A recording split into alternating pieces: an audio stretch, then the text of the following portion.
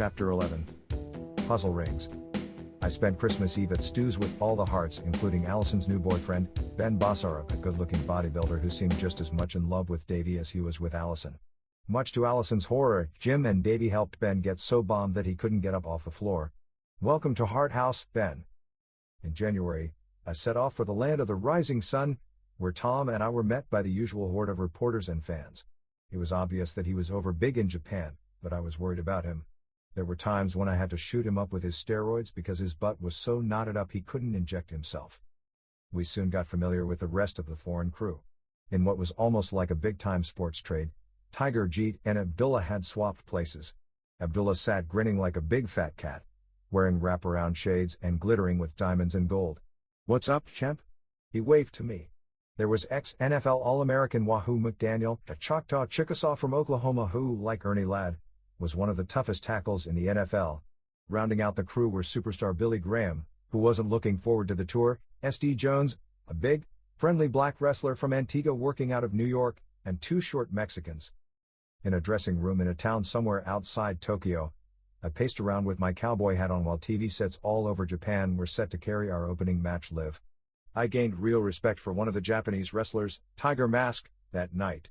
He wore a black and gold mask with little teddy bear ears and stood short and thick in blue and gold tights, but he moved with lightning speed, diving into somersaults, exploding into spinning back kicks, leaving the crowd speechless, like the Bruce Lee of wrestling. Shima was desperately in need of wrestlers who could work with Tiger Mask. A much friendlier Peter Takahashi explained that because I was going to be Dynamite's sidekick, they'd be building me up for a World Junior Heavyweight title shot with Tiger Mask in Sapporo on February 5th. Then Tom would face him on February 12th, in a triple main event at the Sumo Palace in Tokyo, under Inoki and Abdullah. I was grateful that Tom let me ride his coattails. The biggest pop every night came when Dynamite marched out. We bussed from town to town, selling out everywhere, suffering through lousy food and hard matches. I missed Julie and Tom missed Michelle, even though he'd never admit it. Like I had the last time I was in Japan, I propped up my perfumed Pink Panther on the dresser and wrote long, sappy letters home. I became Tom's drinking buddy, often protecting him from himself. Without me around he grew lonely, dangerous, and occasionally cruel. One morning as we waited to leave on the bus, Tom opened the window calling and waving over a poor vagrant. I thought Tom was going to toss a few coins out the window to him, but instead he spit right in his face and said, "Fuck you, you dirty yellow bastard." I felt bad for both of them, but more for Tom, because the last lesson a bully ever learns is that what goes around always comes around. When I called home, Julie was packing it in and going back to Regina, just like the last time I was in Japan. On the bus I was absorbed in the James Clavell novel Shogun. I imagined myself as a barbarian pirate in medieval Japan, not so much raping and plundering, but maybe seducing the Orient. When I gazed around, taking in the twitchy, anxious eyes of SD Jones, Abdullah's fat, round head, Bad News's one gold earring, and the assorted tics and affectations of Tom, Wahoo, Billy Graham and the two little Mexicans, the bus itself felt like a modern-day pirate ship. After a month in the country, we boarded a ferry for the overnight ride up the coast to Hokkaido, which I think is the most beautiful part of Japan. Inoki, wearing a full-length fox fur coat, disappeared into his first-class cabin while everyone else crashed on the floors of the various decks. Everyone, that is, except for me, Tom and Wahoo. By 4 a.m. we were stumbling drunk. Wahoo had stripped down to his socks and shorts and was lying on a rubber female mannequin that was intended for use in CPR instruction. Tom was wearing my cowboy hat. I was wearing Wahoo's headdress. By the time the boat docked, we were slumped and snoring. Inoki, fully rested and robust in his fox fur, stepped out of his cabin and practically tripped over Wahoo, still half naked, nuzzling a rubber girl. Inoki cracked a smile and stepped over him, followed by an outraged Peter. All the foreign boys stood around Wahoo laughing hard, as he woke up. Arriving for the last week of the tour was the legendary Dusty Rhodes, to replace superstar Billy Graham. Dusty, a large, heavy-set West Texan with curly blonde hair and deep-set eyes that were always ringed with dark circles, sat in the bar with a big smile and blade marks all over his forehead. He and Wahoo swapped war stories all night long. When we all fell out of the elevator on the way to our rooms, two cute Japanese girls approached us nervously and asked for autographs. When I got to my door at the end of the hall, I could hear the thud of the other doors closing and I looked back. The girls didn't seem to have anywhere to go. The train stopped running around 2 a.m., and most fans were never out this late. I waved the girls over, and it turned out I was right, they were stuck. I decided to be helpful. You can stay in my room, okay? We sat up for a while, laughing and talking in broken English. Then I stretched out across my bed, wearing only my jeans. They crept in beside me like kittens, in white cotton bras and panties. They took turns kissing me gently on the cheek, and on my puffy lip, then began to tug at my jeans. I arched my back, thinking none of the other wrestlers would believe this. Sorry, Jules. Then I clicked off the light. I wasn't going to say no anymore, a pirate in paradise. The pine trees were frosted with snow as the train rocked north toward Sapporo. Wahoo, Dusty and Abdullah came into the dining car for something to eat. Before long they were bragging about the money they'd made in Florida, Charlotte and Japan, jewelry, Rolexes, fancy cars, fur coats, each topping the other in a grand bullshit contest. Tom and I listened quietly until they broke it up and went back to their seats, all except Abdullah, who winked at us over his shades. They bullshit me, I bullshit them. It's all just bullshit. I appreciated the humor and the honesty, but Tom muttered that it wasn't fair that they made all the money while, in his view, wrestlers like us did all the work. I could already hear the packed crowd in Sapporo as Tiger Mask and I met with Peter secretly between the dressing rooms before our match. Satoru Sayama was likable and polite as we worked out numerous complicated high spots, with Peter dictating the finish. At the 23-minute mark, I had Tiger Mask clamped in a rear chin lock. Peter was on his knees encouraging us both on. We'd set a blistering pace, and my lower back was killing me. Suddenly, another spin kick. I bumped down hard, but was right back up only to be drop-kicked out between the narrow rubber ropes, to the floor. Tiger Mask sailed high over the top rope and I moved out of the way at the last second. He crashed to the padded floor, and the stunned crowd became concerned. I climbed back into the ring, and when Tiger Mask tried to come under the ropes I met him with a barrage of punches. Then I tore off across the ring, and Tiger Mask one-jumped it perfectly, perching himself on the top turnbuckle. He caught me coming off the ropes with a stiff drop kick, and the crowd exploded. As I staggered to my feet I could feel that the inside of my mouth was shredded. I was lucky I didn't lose any teeth. Gripping me around the waist, Tiger Mask suplexed me backward for the win.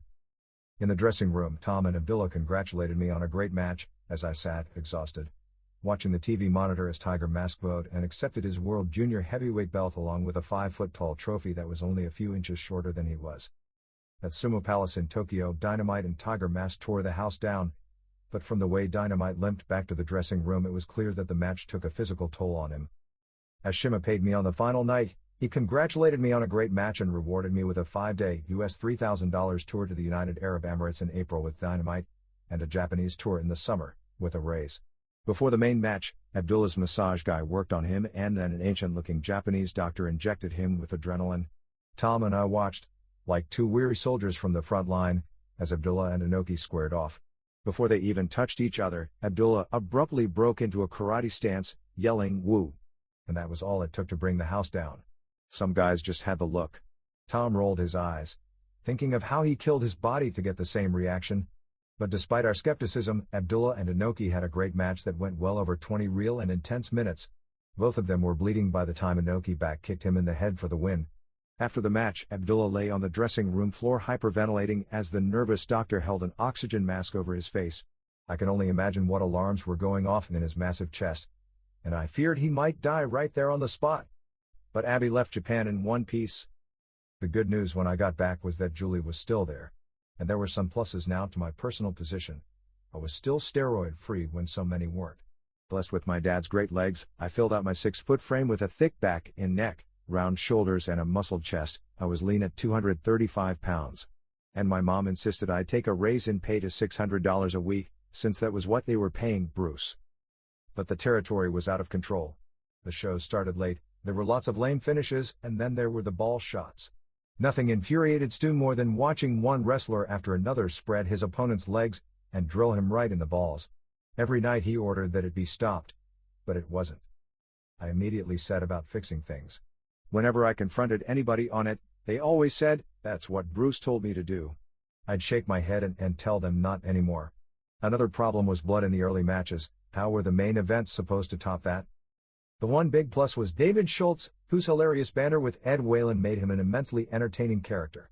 Foley and his heel thugs double-crossed Schultz on TV, turning him into the babyface star the territory so desperately needed. Tom and I had only been back for 10 days when he blew out a knee again. When wrestlers were injured, Stu kept them on the payroll, which said a lot about his generosity and good faith, especially since Tom's injury was probably a direct consequence of his last match with Tiger Mask. Meanwhile, in the rundown Ramsey district of Calgary, love seemed to be everywhere. Diana and Davey had become inseparable. And one day Tom pulled me aside to tell me that he and Michelle were getting married, and asked if I would be his best man. The day they picked was March 25, 1982, Julie's birthday. I had told Julie I didn't intend to follow Tom's example anytime soon, and it was a bit awkward as I drove the four of us down to City Hall. In the parking lot, a bum drunkenly challenged Tom, who bristled to put him in his place. Michelle pleaded, "Please, Tom, not on our wedding day." He smiled and laughed it off. A small victory for Michelle in a war that was already lost. I was relieved, but I thought she had better get ready for a lifetime of collaring this bad dog. I knew it hurt Julie to see her younger sister married while she and I floated along on a sea of uncertainty. Though Tom was still hampered by his knee surgery, in April he decided he would come to the Middle East with me anyway. After a day-long layover in New York, we boarded a Pakistan International Airlines flight to Dubai. When I looked closely at my ticket, I realized we'd be making stopovers in Paris, Frankfurt and Cairo. Shima had purchased the cheapest coach tickets possible. Tom was furious. We stayed on the same plane through all the stops. It was packed, and my seat didn't recline. For sustenance, we were served only a small paper cup of Kool-Aid and some pasty curried chicken. By the time we stopped in Cairo, I was dead tired and drenched in sweat. Then the plane sat on the runway for 4 hours for security reasons. Armed soldiers would not allow anyone to disembark. Finally, we were permitted to take off, but as we neared Dubai, the pilot announced that there was a sandstorm obscuring the runway. We were diverted to Karachi. 2 full days of flying to end up, where? At 2 a.m., Tom and I got off the plane delirious with fatigue. He limped, favoring his sore knee. We found a lone baggage office employee, who told us we couldn't get to Dubai until the ticket counter opened in the morning. We were hustled off in a tin van to the Karachi airport hotel, and we checked into the only room they had. I lay awake for a while on my half of the bed while Tom snored like a chainsaw on his. My eyelids grew heavy and soon Julie was in my arms, her head on my chest, and I was telling her about a nightmare in which Tom and I were stuck in Karachi, Pakistan, and, wait a second. We were in Karachi, and the morning sunlight was streaming through the windows. I blinked my eyes open to find Tom cuddled up next to me. I started to laugh. He opened his eyes, blinked, and I gave him a light elbow to the head. "What are you doing, Tom?" He was back on his side of the bed in a flash. The International Hotel in Dubai was better than a mirage in the desert. Tom emerged from Mr. Shima's palatial suite with a cold look in his eye. "He wants to see you." Shima explained that the tour had been shortened from 5 days to 3, and he could only pay me half the money he'd offered. I closed the door as I left him, cursing under my breath. I told Tom I'd been shortchanged, and his eyes got wide. "You just gave me your $1,500 as a bonus." I marched right back into Shima. "If you can afford to give Dynamite a bonus, then you can afford to pay me as promised." The nervous worm acted like it had been a joke and paid me in full. I was surprised to find that I had some degree of notoriety in Dubai. Apparently, Stampede Wrestling had been the highest-rated TV show there for years. At the press conference the next day, I answered several questions about my famous father, and when attentions turned elsewhere, I casually doodled a cartoon of Mr. Azim, one of the promoters, a small man with a big, long nose and huge bulging eyes who looked like an East Indian version of the Pink Panther. I slid the doodle to Tom, who buried his face in his elbow to hide his laughter. It was passed around and soon every wrestler was laughing, even Inoki. Somehow it was passed to Azim while he was standing at the podium addressing a reporter. He stopped mid-sentence and held it up, asking, "Who is this?" The wrestlers exploded in hysterics, and the reporters never knew why. Later that day, I sat around the hotel pool watching the Japanese wrestlers having piggyback fights in the water. With no Japanese media to impress, they were actually laughing and goofing around. It was the first time I saw them as just young men, like me. That first night of the Grand Prix, a special tribute to Inoki at Al Maktoum Stadium, where the promoters were expecting at least 30,000 people to attend on each of the 3 nights, the ringside seats were filled with billionaire sheiks. They'd paid fortunes for huge reclining leather easy chairs, each equipped with a small, closed-circuit TV and a tray of cold cuts and fresh fruit. But by show time, it was clear the event was a disaster. There were fewer than 500 people in the stadium. Still, Tiger Mask and I had a terrific match, realistic, tight and fast-paced. When it came time for the finish, he dove off the turnbuckle on top of me. Peter Takahashi signaled for the bell, and I exploded into a temper tantrum, complaining that it was only a 2 count. The small crowd rose up in my defense, booing Peter, the biased Japanese referee. I was cheered all the way back to the dressing room. There was such a protest in the newspapers the next day that Shima altered the final night's lineup to give us a rematch. That last night Inoki was going to dispose of the top American on the card, Dirty Dick Murdoch, whom I hadn't seen since he dropped a knee on Bruce back in Odessa, Texas. Dick had a fat face, no chin and a much-loved golly gee sense of humor. "Hey, I'm a-going out there and work New York style," he joked as he walked past me toward the toilets, buck naked except for high black socks and dress shoes, a new color newspaper called USA Today tucked under his arm. As the wrestlers made small talk, I noticed a pair of shit-stained white underwear under my bench, long abandoned by one of the young soccer players who also used the stadium. Dick's clean, white briefs were hanging from a hook by his bag. For Tom's amusement, I switched them, tweezer-like, with the dirty ones. After I came back from another good match with Tiger Mask, I stood with Tom and Dick to watch the matches from the dugout. Dick was looking around anxiously. Finally he blurted, "All I know is there must be a shit freak running around here, because somebody shit in my underwear, and I'm dang sure it wasn't me." When he walked off scratching his butt, Tom and I collapsed laughing. Before we left for home, Tom and I visited the gold mine-tented shops where gold jewelry and keepsakes glittered everywhere. The proprietors had no fear of shoplifters because if they caught you stealing they'd chop your hand off.